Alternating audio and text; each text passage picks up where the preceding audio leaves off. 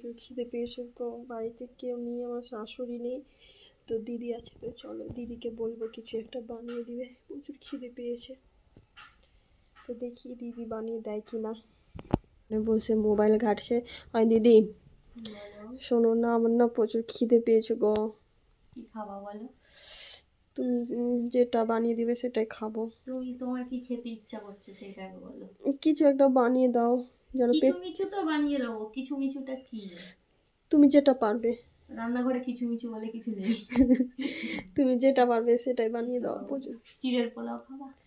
হ্যাঁ চলো চলো। তো দিদি এখন আমার জন্য চিড়ের পোলাও বানাবে, তো চলো তোমাদের দেখাই কি করে চিড়ের পোলাও বানাই। তুমি তো বললা চিড়ের পোলাও খাবা, তাই চিড়েটাকে একটু ধুয়ে নিচ্ছি। এই যে চিড়ের পোলাও বানাবে তাই এই চিড়েগুলো ধুয়ে নিচ্ছে। এটা হিন্দিতে পোহা বলে, আর আমরা বাংলাতে বলি চিড়ে পোলাও। বলো আমাদের স্টাইলে করব। হ্যাঁ, এইভাবে কুচি কুচি করে কাটলে বোঝা যায় না যে আলু দেওয়া আছে বা কিছু। বলো পেঁয়াজও সেম এভাবে কাটতে হবে, পেঁয়াজটা একটু এর থেকে একটু বড় বড় করে কাটতে হবে। তো এই যে কুচি কুচি করে আলু আর পেঁয়াজ কাটা হয়ে গিয়েছে। ঘরোয়া উপকরণ রেডি আমাদের।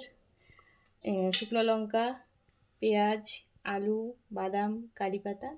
মেন উপকরণ হচ্ছে জিরে। এই তো এবার গ্যাসে কড়াই বসানো হয়ে গেছে। কড়াইটা গরমও হয়ে গেছে, গরম আর একটু হোক, তেল দেব। আর আমাদের তেল একদম পুরো হিট হয়ে গেছে। বাদামগুলো থেকে একটু সেন্ট ছাড়ছে। হ্যাঁ হালকা হালকা। আমাদের বাদাম ভাজা হয়ে গেছে, তুলে নেবো এগুলো।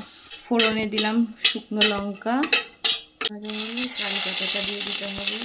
দেবো পেঁয়াজ কুচি।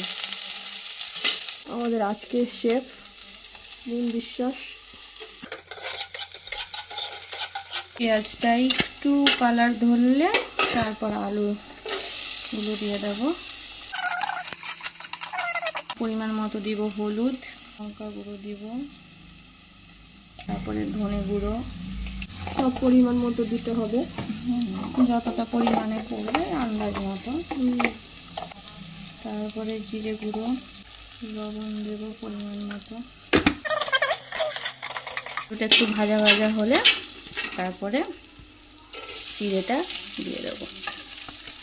চিড়েটা কিন্তু জলে ভিজিয়ে রাখলে হবে না, ঝরঝরে হবে না, ধুয়ে ছেঁকে নিতে হবে।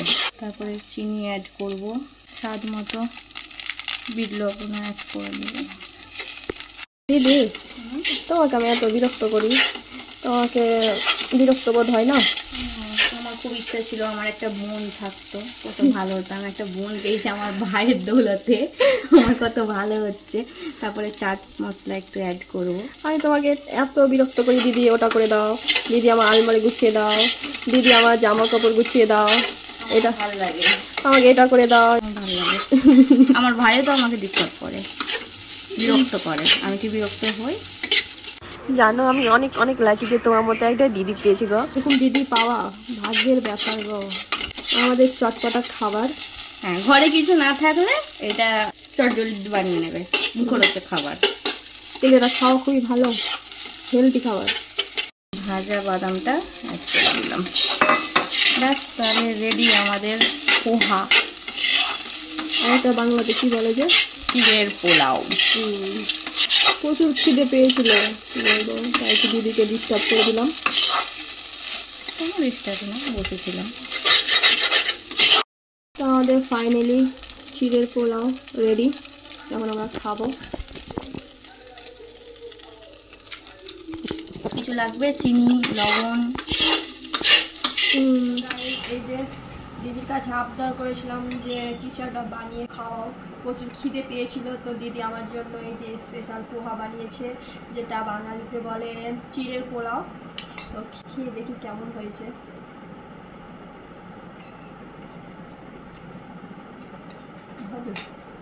দারুণ পছন্দ হয়েছে? টেস্ট হয়েছে? দিদি হাতটা দাও তো একটু।